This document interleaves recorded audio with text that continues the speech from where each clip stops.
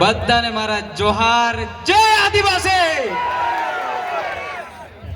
तुम भाजप वाला ने हूँ एक ज बात कहवा मांगू छू, तुमको क्या लगता था नहीं लौटेंगे?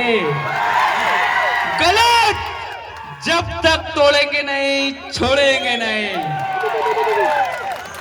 भारतीय जनता पार्टी ना गुलामो तमने हूँ अहींथी कहूं छू, आजे हूँ मने जेल में नाख्यो, कस्टडी नी अंदर साहेब हूँ हतो त्यारे एक भाजपना एक कार्यकर्ताए एक भाजपना मळतियाए आवीने मने कीधुं के तारी व्यवस्था जेलनी अंदर टिफिननी व्यवस्था करी देवामां आवेली छे। 6 महीना तो तारे 100% रहेवानुं छे, एटले चिंता ना करतो। आवी मने भाजप वाळाए आवीने कीधुं त्यारे मैं एमने कीधुं के भाई मने जेलना रोटला खावा माटे मोकलवामां आवे छे तो हूँ जेलना रोटला खाईश, तमारा नहीं। आज युवान, आज एक जागृत युवान, आज एक जागृत युवान હોસ્પિટલ ની વાત કરે છે, પાણીની વાત કરે છે, તો શું તમારે કોઈ પણ વ્યક્તિને જેલમાં નાખી દેવાનો? આવું વિચારવાનું? થોડુંક તો ભગવાનથી બીવો મારા ભાઈ, પાર્ટીના ગુલામ ના થઈશો। આજે એક સીધો સાદો વ્યક્તિ, કોઈ પાર્ટીનો વ્યક્તિ નતો અને આજે મને પાર્ટીમાં જવા માટે મજબૂર કરી નાખ્યો। અને ચૈતરભાઈ વસાવાને 2023 ની અંદર જે પાઘડી મેં પહેરાવી હતી ત્યારથી ચૈતરભાઈ વસાવાની વિચારધારે જોઈન્ટ હતો, પણ આજે આ મંચ ઉપરથી આજે વિધિવત હું આમ આદમી પાર્ટીમાં જોઈન્ટ થયો છું।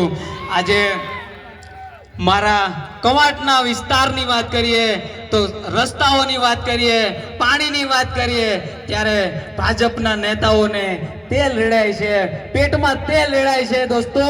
એટલે આ યુવાન જાગે જાગે, એને જેલમાં પૂરી દો, નહીં તો ગમે તે રીતે એને હેરાન કરી દો। આપણા આંબા ડુંગરના જે સરપંચ છે એમને પણ એમની નોકરી છોડવા માટે મજબૂર કરી દીધા। એટલે આજે રાઠવા આદિવાસી બોલતો ના થાય એના તમામ પ્રયત્નો આ લોકો કરી રહ્યા છે દોસ્તો। પણ કઈ વાંધો નહીં, આજે આમ આદમી પાર્ટીના વિચારધારા સાથે જોડાયેલા છે ચૈતરભાઈ વસાવા। ડેડિયાપાડાની અંદર ચૈતરભાઈ વસાવા વાળી કરી, ગોપાલભાઈ ઇટાલિયાએ વિસાવદર વાળી કરી, આપણે કવાંટ વાળી કરવાની છે કે નહીં?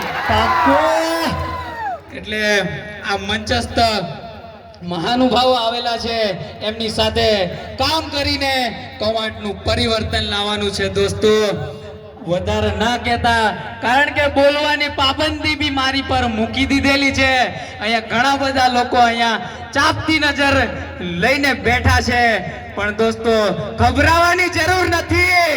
આ નાનો દેખાય છે પણ ઘણો બધો ભણેલો પણ છે અને તમારી સાથે રહેવા માટે તૈયાર છે। તો દોસ્તો આજની આ સભાની અંદર મારું સ્વાગત કર્યું, મને આમ આદમી આ પાર્ટીની અંદર સ્વાગત કર્યું તે બદલ ચૈતરભાઈ વસાવાનો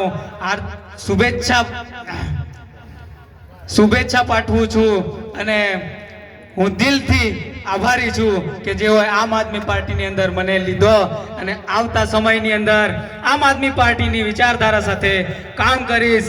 અને બસ, જય હિન્દ, જય ભારત, જય આદિવાસી।